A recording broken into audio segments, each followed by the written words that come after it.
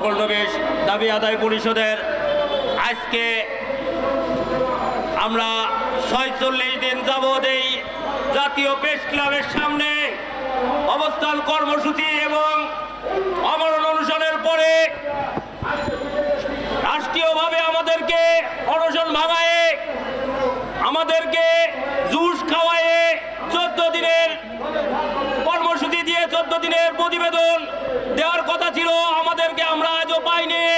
তাই আমি আজকে জনপ্রশাসন মন্ত্রণালয় আমাদের ফাইল প্রেরণের জন্য আইন মন্ত্রণালয়ের প্রতি উদাত্ত আহ্বান জানাই। আমরা নকল নবিশ আমরা আপনাদের আশায় তাকাই আছি, আমরা আপনাদের প্রতিবেদনের দিকে তাকাই আছি। আমাদের প্রতিবেদন জনপ্রশাসন মন্ত্রণালয়ে যাবে সেই আশায় আমরা ১৫,০০০ নকল নবিশ আপনার দিকে তাকিয়ে আছি। আমরা চাই আপনি আমাদের এই ১৫,০০০-এর দিকে তাকান।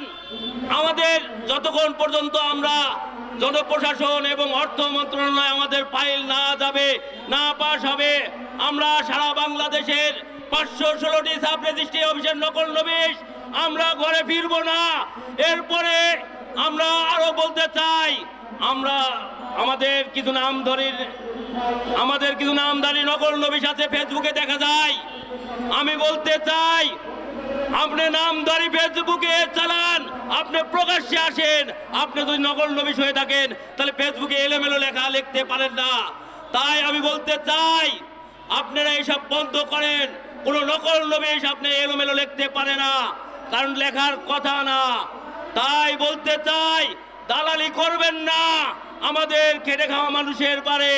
আপনারা আমাদের নিয়ে আর নাটক করবেন না। যে সকল আমাদের নকল নবিশের নামধারী যে সকল ভাই সকল আমাদের নিয়ে করছে, নিশ্চয়ই আমি বলবো আমাদের নকল নবিশ না।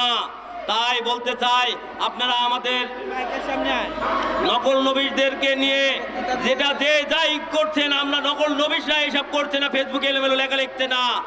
তাই বলতে চাই, আমরা সকলে একত্রিত আছি। এবং আর একটি কথা বলতে চাই, আমরা কেন্দ্রীয় কমিটির নির্দেশে পাবনা জেলা নকল নবিশ যে কোনো মুহূর্তে যে কোনো সময় কেন্দ্রীয় কমিটির নির্দেশ দেওয়া মাত্র আমরা অক্ষরে অক্ষরে পালন করব এবং আমরা আমাদের জাতীয়করণের সুফল ঘরে নিয়ে ফিরবো। এই বলে আমি আমার সংক্ষিপ্ত বক্তব্য শেষ করছি। আল্লাহ হাফেজ। এবারে